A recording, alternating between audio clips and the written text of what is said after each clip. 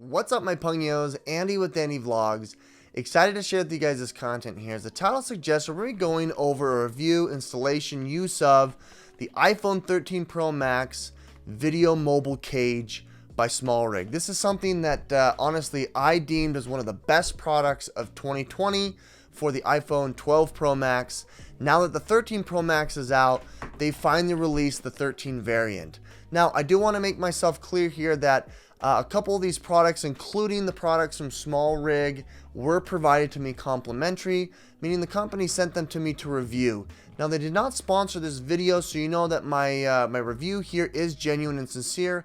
However, because they provided it to me for free, I can understand where you think that there is some bias. That is what it is. With that said, down below in the links in the description are affiliate links for all the products we're going to be going over, including the mobile cage, any of the accessories, as well as some of the grips, some of the other products that we're going over as well. Now, hopefully they have listened to and received my feedback from last year. Maybe not. There were a couple of issues that I had, especially with the hinge and the button on the cage. It sounds like it's a little bit different design, and it seems like it's going to be better. Let's just jump right into it, guys. I am itching to get into this. Last year I picked up a couple of grips here, the mini grip, the regular grip, as well as the side grip, all sold separately. I know if you go on SmallRig's website, you can actually get the cage together with a couple of these accessories. I'll also have the link for it on Amazon as well. This is an accessory to change the front of it. If you wanted to add the 17mm DOF adapter, you can, meaning that you can use the U-Ski lenses or some of the other third-party lenses. We're just going to be focusing on the M-mount moment lenses here. Alrighty, unboxing is pretty straightforward here. What I like about this here is it's all aluminum design. It's also, you know, see-through all the way. So if you wanted to have a MagSafe product, you can definitely attach it to it on the back and still charge. That's something that I think was carefully considered. The tape is so bad. Alrighty, I like the nice invitation to open up the case here. And there it is. Whoa, it is so much lighter. Whoa, that is night and day from this year to last year. My goodness. I mean, I can't wait for it. This is so much bigger. And I think the majority of it is in this big old slab here. As you guys can see, they tooled a lot of it out. It seems to be about the same width. You're getting about 1/8 to 1/4 of an inch on each side.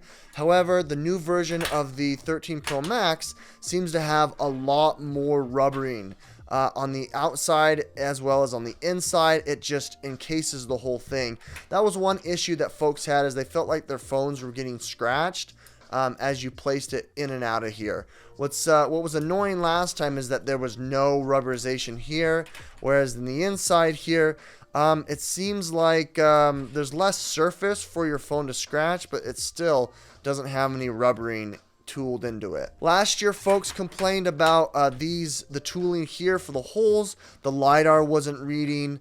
Some of the other sensors here, besides the camera lenses, weren't reading. And so what I like is they've kind of open aired this here so that, you know, there isn't any issue. You can see that the build is very similar. Cold shoe mount here up on top, cold shoe mount here up on top. On the bottom, you've got multiple threading. We lost 1/4 inch thread. I think that's fine. They opted into, I guess, rubberized buttons as opposed to the metallic or aluminum. You have way more room for the do not disturb, but you've got this weird flimsy rubber going across here, which I can see that being an issue. It looks like the hinge was tooled a little bit differently, although they're still using kind of that miter style, which may or may not prove well. They removed a lot of metal here. I can tell that it's not as wide as the previous year's model. And then on the bottom side, you've got about the same tooling here, a little bit wider opening for the larger charging. And then on the corner, so you can see, instead of it being rounded, they've got, you know, it's shaped at 45 degrees as it curves around the corner.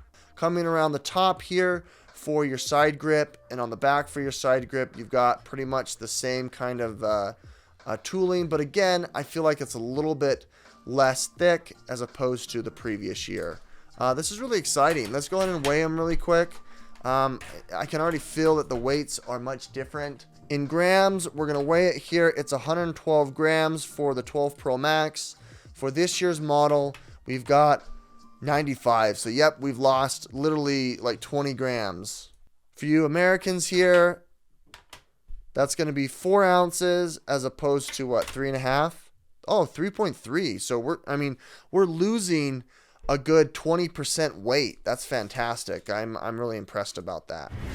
Alrighty, enough of the comparison here. Let's go ahead and move this aside and place it into the phone. I'm sporting a Mous Walnut Wood case. This is something that I really enjoyed, especially during the winter, because, well, I feel like the leather was being impacted negatively because of the inclement weather. I also have this adapter in-mount lens here from ShiftCam. I've been shooting on ShiftCam. Now that's all going to change because I can use the moment lenses now. I don't have a good moment lens phone for the 13 Pro Max. It's unfortunate. The application is very simple. Push the unlock button. You're going to be sliding it in the grooves. It feels way more like it's holding it as I slide it in there. I do kind of feel like it is clamping in like that, so I'm going to kind of pull it as I push it through. This is a little more difficult. I hope... Oh, there we go. It kind of gave. There it goes. I do not have any kind of a case on here. This is obviously...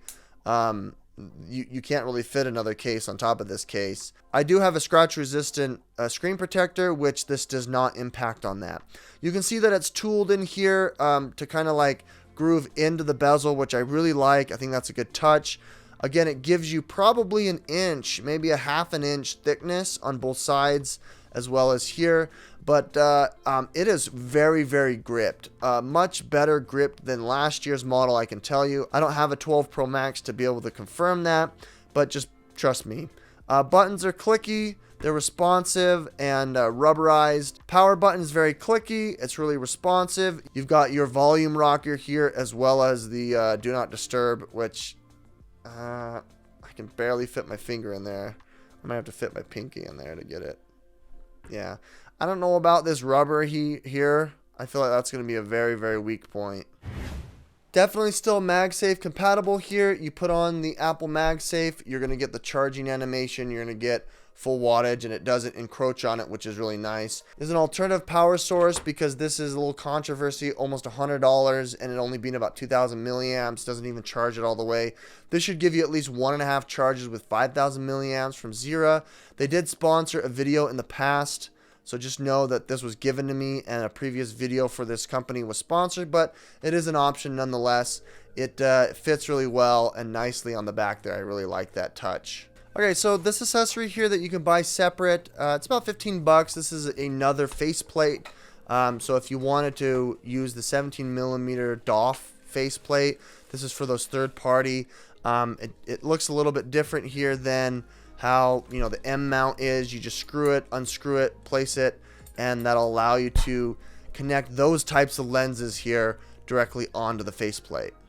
This does not include shift cam lenses. This is too wide. All right, let's go ahead and throw on some accessories here. Just looking at it here, this is the regular grip for most of your mirrorless or SLR cameras. This is definitely not going to fit. There is not enough room for either of the holes, so you're definitely going to have to opt into the micro grip, the micro handle, which you've got 2 of these little lug nuts that are going to be able to screw onto it, no problem. So we've got the grip here, which is really nice. This is that mini grip where you can, you know, put something here. I think this is a 1/2 inch mount if you want to do something like that. It does have a cold shoe mount for your Forvala. If you wanted to add the Forvala S20 on this, it clips into place. You can screw it, and now you've got yourself some external audio if you wanted. You can obviously put another source of external audio, but I think this is a really good option here if that's something that you want to consider. Okay, so here's a setup definitely that you can consider now. You got the audio connector with the TRS cable. You've got your light if that's something that you're interested in. Lastly, if that's something that you want to do, you can add the side grip, and this completes the rig. I've got a number of the moment lenses. We've got their wide. This is their 2x Tele, the 58. Here is the 18 wide. Here is the gold and blue anamorphic. Both of these are some of my favorite lenses that can definitely be added. You can go ahead and, you know, slap them right there on the mount. Ooh, it's a lot more grippy, which is nice. I like that. Last year, it was way too loose, and they missed it by a hair so that this thing would twist. Now it's like really taut. Here is the whole rig. This looks amazing. I really want to shoot with this now and shoot a vlog. There's the anamorphic gold. That's what it looks like. I think that's really nice. A nice touch here. Oh man, that's beautiful. Alright, Ponyos, well, this is the final rig in all its glory. I added a tripod ball and head joint from Ulanzi that I think is awesome. It's got, you know, the 1/4-inch mount that you can connect on the bottom. It's got the legs that bend, just like, you know, all the cool YouTubers. How many YouTubers are doing this run and gun thing anymore? I don't know. I am. Nonetheless, if this was something that you were interested in, you could definitely hold it out.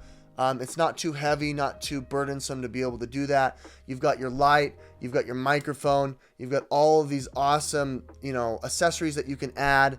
You've got the rigging, you've got the grip, you've got the over the head grip or this handle grip. It's all awesome and all available as an option for you guys to consider when vlogging. If you guys like this content, consider checking out, you know, the links down the description for the microphone and some of the other products here that we've reviewed. Consider checking out some of those products as well, as it does help out the channel. This was not sponsored, but the microphone and the rig itself was given to me complimentary from SmallRig. So thank you so much, SmallRig, for providing that here to me. With that said, if you're interested, links down below in the description for product pricing availability. Otherwise, I'm going to enjoy myself some vlogs. This is going to be really cool. By the way, I do have this on backwards, I know, because I am left-handed. And this is kind of how I hold the mount. So, typically this would be on the other side, but that is what it is. Other than that, guys, check out some of the lenses from Moment. This is awesome. Or that other accessory that you can put, that other faceplate for the 17mm adapter. Guys, I'm going to go vlog with this. Have a good time with it. Why don't you guys hit that like button and subscribe, and we'll catch you on the next one.